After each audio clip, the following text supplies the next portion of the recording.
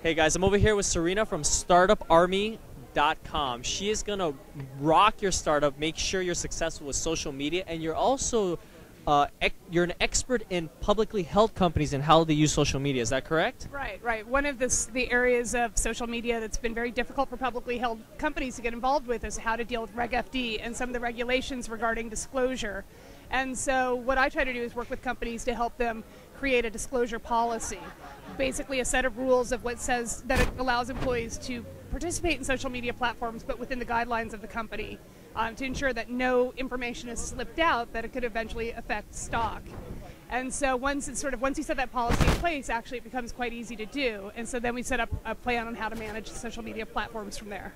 So let's talk about that. Let's talk about the pros of social media, of using social media for a publicly held company, a large one, and then what are the cons that they should look for. So let's talk about the pros. Why should a publicly held company allow all of their employees to have a Twitter and blog about their company? Well, it's not so much that they should allow all their clients to, they should be able to allow their employees to participate in social media platforms. One thing they shouldn't do is really allow their employees to really talk about the company business. And I'll give you a reason of why that's bad. Let's say you're a large retail company and you have employees twittering about a slow sale day. Well, if an investor sees that, they can start noticing that to be a trend, and they can start following various employees on certain platforms and get, public knowledge about your company, and that can affect their ratings of your stock. So you really have to watch what you say.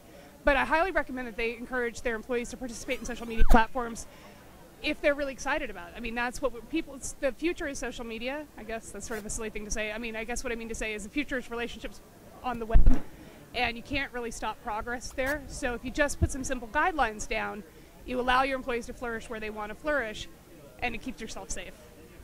So how would a company control that, though? I mean, if I have my own personal blog, which I do, I'm going to write anything I want on there. Now, of course, it's up to me to understand that, hey, I'm not going to write that, oh my God, my company just lost a humongous client and, we're dying over here. But if you control what your employees are saying, isn't that kind of losing authenticity?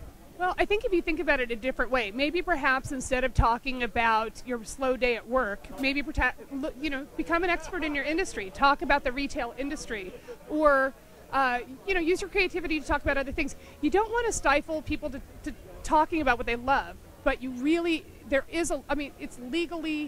you're legally responsible for anything your employees say about you on the web. And if you don't put messaging down, and most of these companies force their employees to sign these guidelines, and if you don't abide by the guidelines, there are penalties. And so, but again, like I said, a lot of companies encourage their employees to blog. eBay, Dell, Cisco, the large companies, they just ask that you blog within guidelines. Recently on Chris Brogan's blog, I hope he's watching this, Chris, he wrote, I think, ESPN, who said none of their employees are allowed to use social media or maybe Twitter. What do you think about that? Was that a mistake for ESPN, or was that something intelligent? Okay, I actually have very personal issues on this, so let me just go on. This is my personal opinion about this. I think there's a little bit of information control. ESPN's money comes from the minds and brain trust of its staff.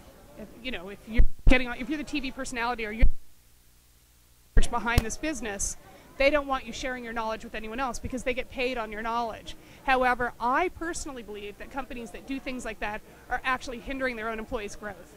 And I think that it's actual job sabotage. And I believe it's sabotage. I believe it's done on some levels on purpose.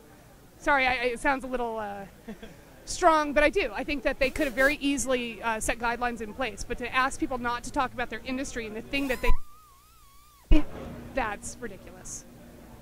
So you hear that, ESPN? Got to put a stop to that immediately. Serena, I want to thank you so much for sharing your brain and knowledge to all the companies out there and with me as well. And where can we find you? Your email, maybe your blog? Sure. I'm Serena at StartupArmy.com. The blog is also StartupArmy.com/ArmyBlog. And I'm at Serena on Twitter. At Serena. I tried to get at Jun. I just couldn't get it. So sad. Very, very happy. All right. Thank you so much.